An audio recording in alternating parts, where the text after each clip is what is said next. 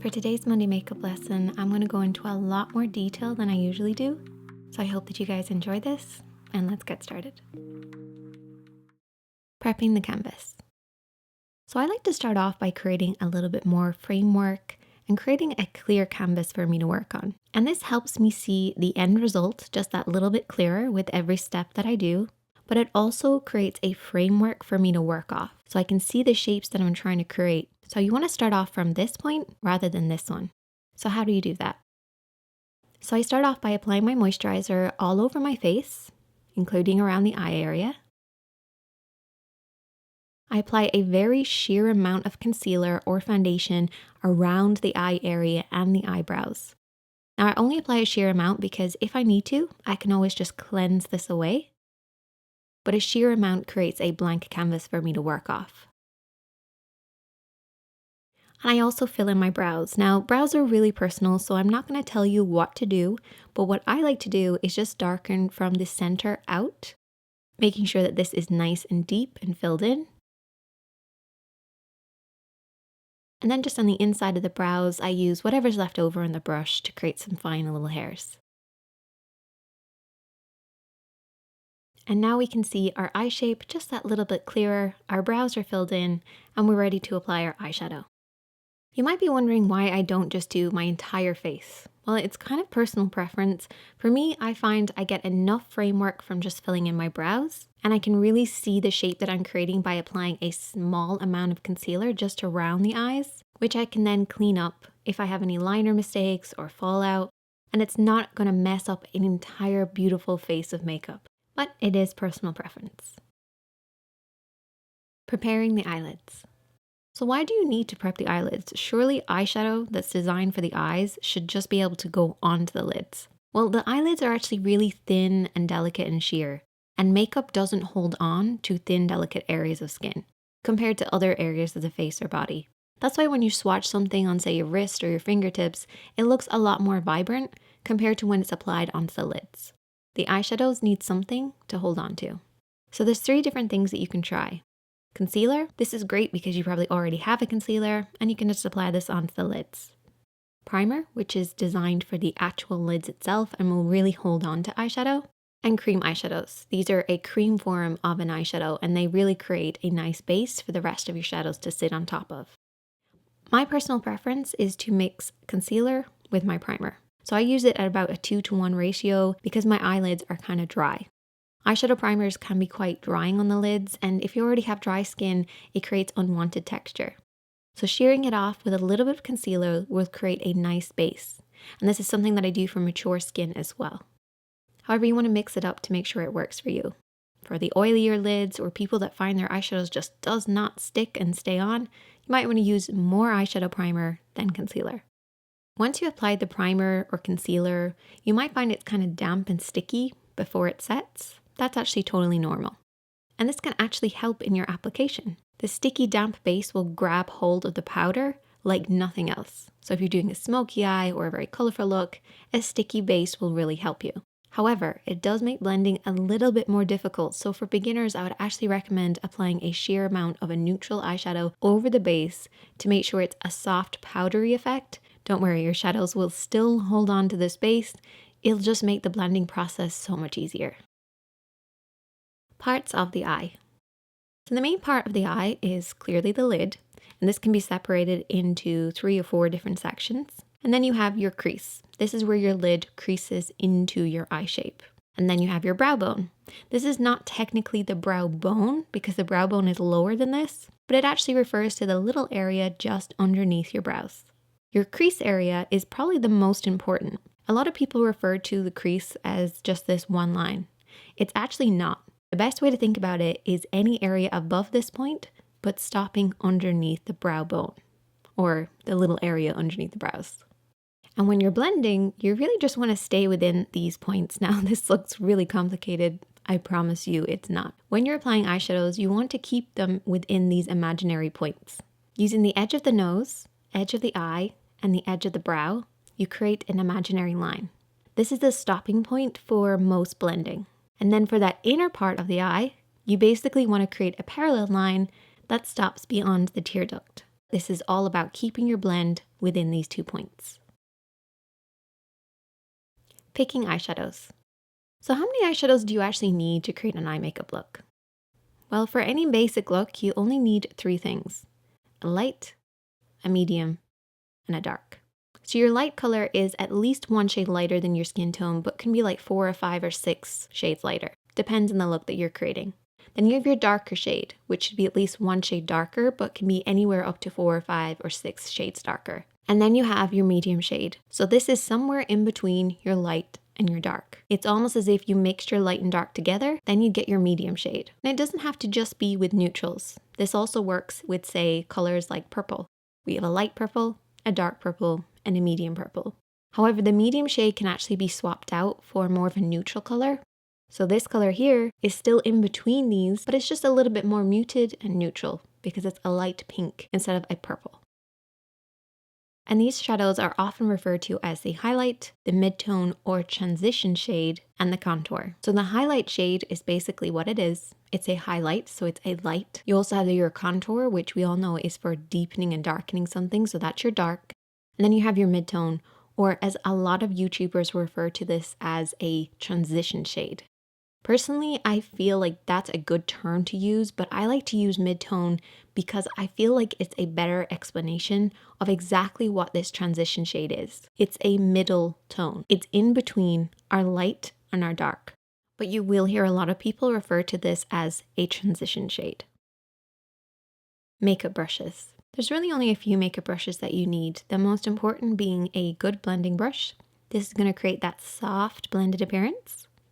A small brush, something like a pencil brush, or anything that's nice and small that you can do some detailed work with. This is actually my favorite one for beginners, the Blank Canvas E01. Highly recommend it because it really applies the shadow while keeping it nice and soft and blended at the same time, so it does a lot of the work for you. And then you have a flat brush. It's not essential to use a flat brush. You can use your fingertips, a Q-tip. However, you will get more precision from a flat brush. And then you have a clean blending brush. This is an extra one that I would actually recommend for beginners. This will create that soft blended appearance and stop your shadows from getting muddy. Have you ever gone back in with your blending brush after you've used it to apply an eyeshadow and then everything just kind of blurs together? Well, using a clean blending brush will soften out any harsh lines without disturbing the makeup that you've already applied. Framing the lid, applying your midtone. So we're going to start off with our midtone. Finding your midtone is actually really important, but I do have a little bit of a trick. Use your favorite nude lipstick as a guide. So if you're creating a makeup look and you know that you're going to use a pink nude, try using that in an eyeshadow form as your transition shade. 9 times out of 10, it will definitely work. Now to apply this, I'm going to be using my blending brush. I like to make sure this is soft and blended, so that's why we're using this type of brush. We're going to start by applying this on the outer edge to start with, and then blending it over and back. Wherever you place the brush first is where you will get the concentration of color. So when we're applying dark shadows, we want to start on the outer edge and then blend over and back. Anytime we pick up some shadow, we start on the outer edge again. And then you can sweep this over and back in what's referred to as a windscreen wiper motion. But really it's just moving the brush over and back using the shape of your eye as your guide, blending upwards towards the brow bone. By the time it gets to the brow bone, it should be nice and sheer, with the concentration of the color being in the crease area. Just make sure it's nice and soft and blended. That's the most important thing with a midtone. Also, keep an eye on your blending. Make sure that you are staying in between these 2 parallel imaginary lines. Adding depth. Taking our contour shade or our dark shade, we're going to apply this with a small brush. Whenever I'm applying dark shadows, I like to use something that I have most control over. And the smaller the brush, the more control you're going to have. So taking that dark shadow, we're going to apply this on the outer edge of the eye. And I want you to basically stamp this and press this on the outer third of the lid. Really making sure to get right by those lashes and then slightly into the crease.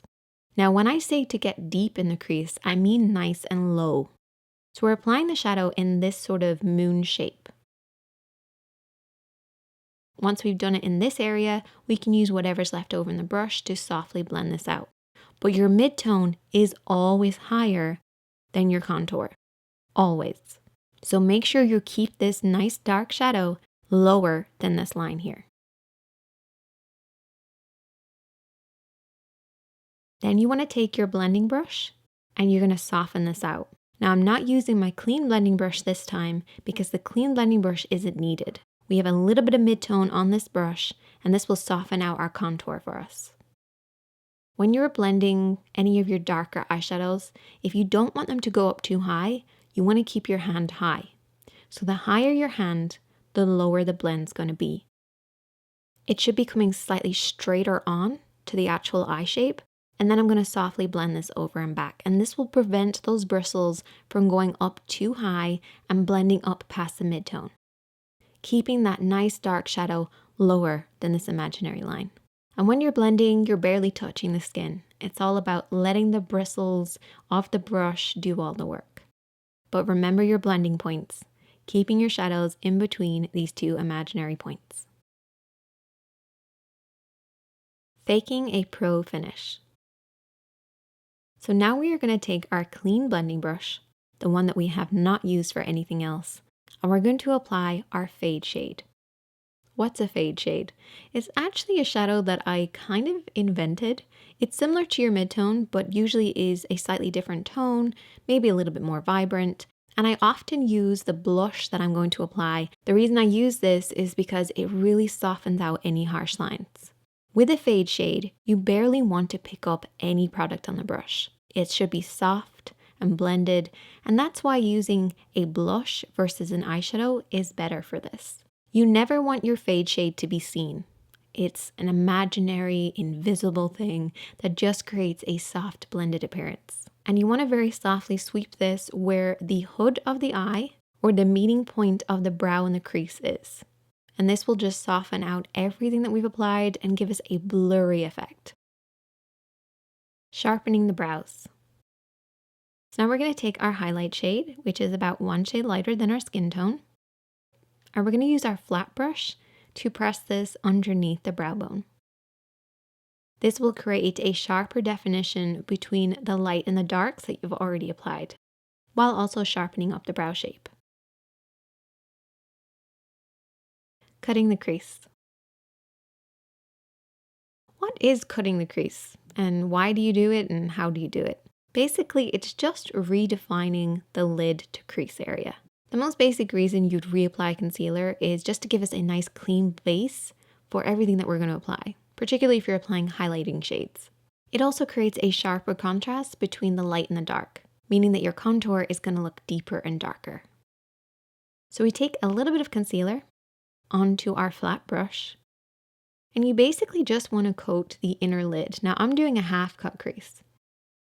So I'm going to start on that inner corner of the lid only, and then softly sweep this to about the halfway point of the lid, making sure to go right up towards the crease, but before it hits the crease, bring it down. So this concealer should only be placed on the lid.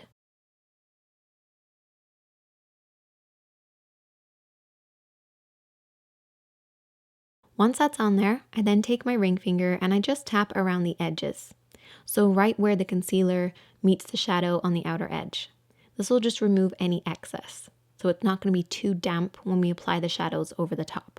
So taking our flat brush again, and I've just wiped off that flat brush on a dry tissue. I'm going to take my highlighter shade and apply this over the concealed area, and this will set it in place and give us a nice sharp base to work on. Catching the light. Taking that flat brush again, we are now going to take a highlighter. So this is different from the highlight. This is a highlighter. So it's similar to the highlight, but it has like a pearl or a shimmering finish. So what this does is it just catches the light, and the main areas I like to focus on are just the inner corner and slightly underneath the brows.